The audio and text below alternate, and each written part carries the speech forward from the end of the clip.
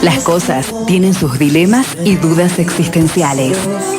Los hombres y las mujeres que lo pensaron antes y mejor.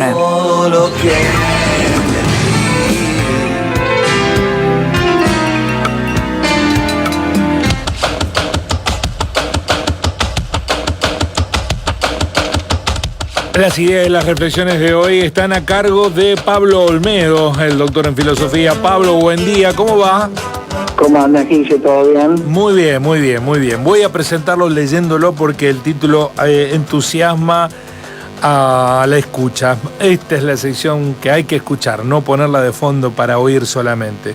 La autocomplacencia del individualismo servil, todo suyo. Bueno, Gille, hemos señalado ya en varias ocasiones las abstracciones sobre las que se funda el discurso que exalta la libertad de los individuos por sobre cualquier otro valor humano.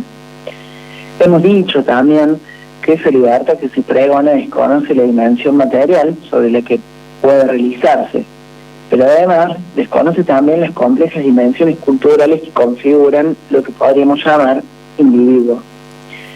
Se habla de las libertades individuales como si el individuo fuera una especie de mónada absolutamente independiente que realiza sus acciones en un entorno social que no lo condiciona en absoluto ni le impone ninguna resistencia.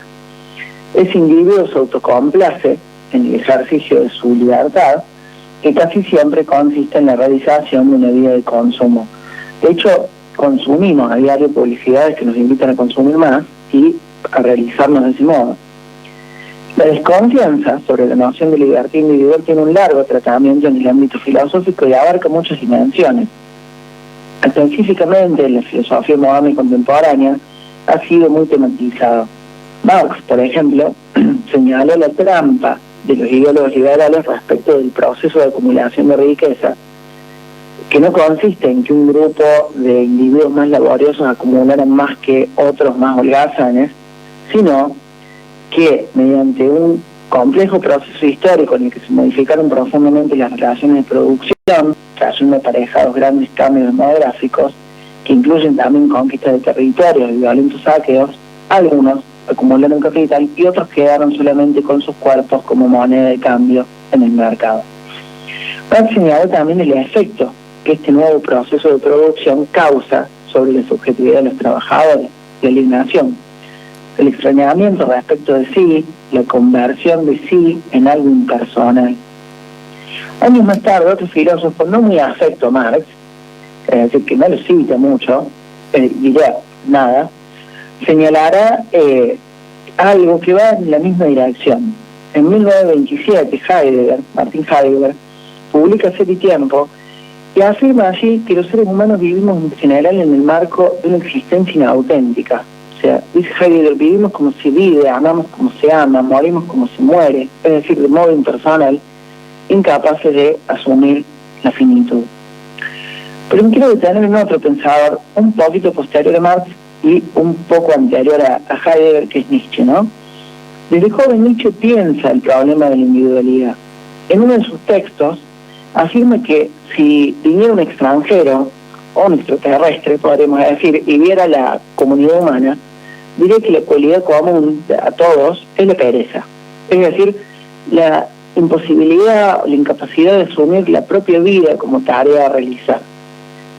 Frente a esto, Nietzsche piensa que la tarea de educación es la de ayudarnos a conocer nuestro propio centro gravitatorio, en torno del cual deben orbitar nuestros deseos, nuestras inclinaciones.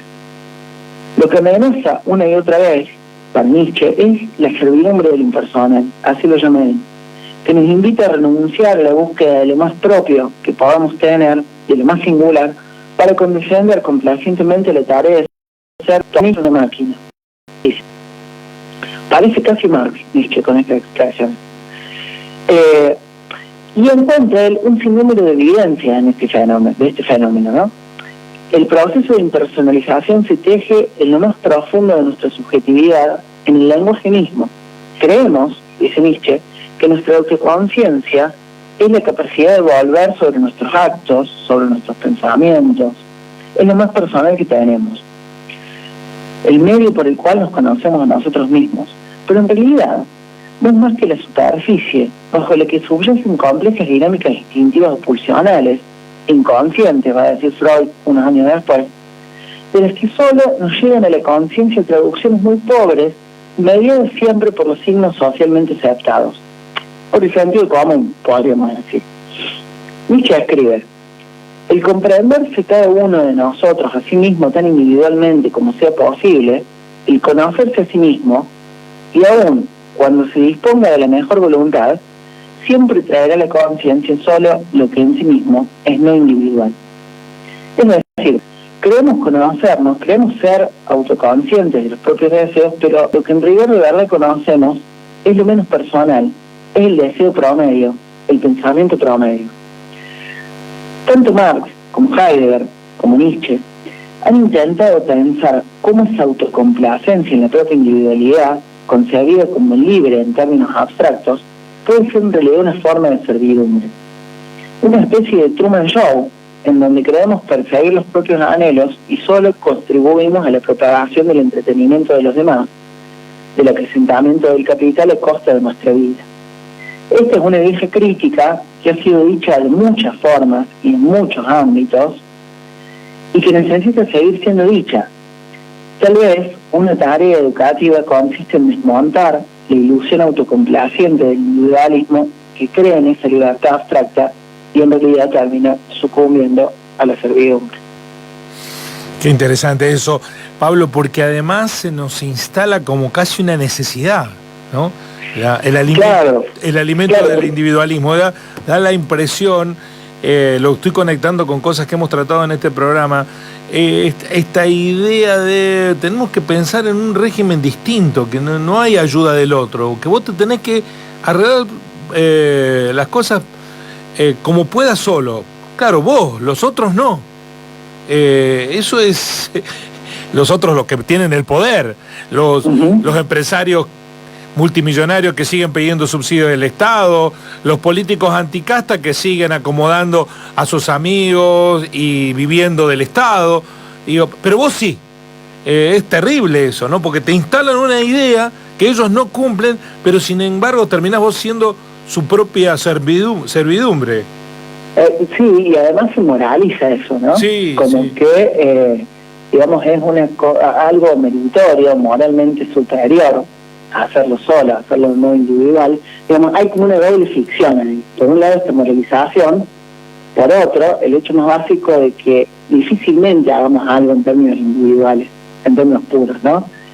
Incluso, como señala Nietzsche, ni siquiera es muy difícil hasta reconocer los propios deseos, ¿no? Porque muchas veces ese proceso de autoconocimiento, de autoconciencia está mediado, muchas veces no, siempre, está mediado por elementos que son, Nietzsche dice, gregarios o de rebaño, ¿no? Hoy diríamos de sentido común, sociales, que de algún modo codifican lo que nosotros pensamos que deseamos o creemos que deseamos, ¿no? Entonces es como un doble proceso de crítica que hay que hacer. Sí, y está además consolidado por un tremendo aparato de promulgación de eso, ¿no? De comunicación. Sí, claro que lo que tiende es a borrar las huellas materiales, digamos, las huellas sociales que atraviesan al individuo, a lo que podríamos llamar individuo. El individuo parece como una abstracción, ¿no? Y como algo dado y que tiene que arreglarse por sí mismo. Y si logra eso, es meritorio, ¿no? Pero bueno, todo eso está centrado en una serie de falacias, podríamos decir, que es necesario desmontar. Pablo, gracias por ayudarnos a pensar. No, gracias a ustedes por el espacio, como siempre.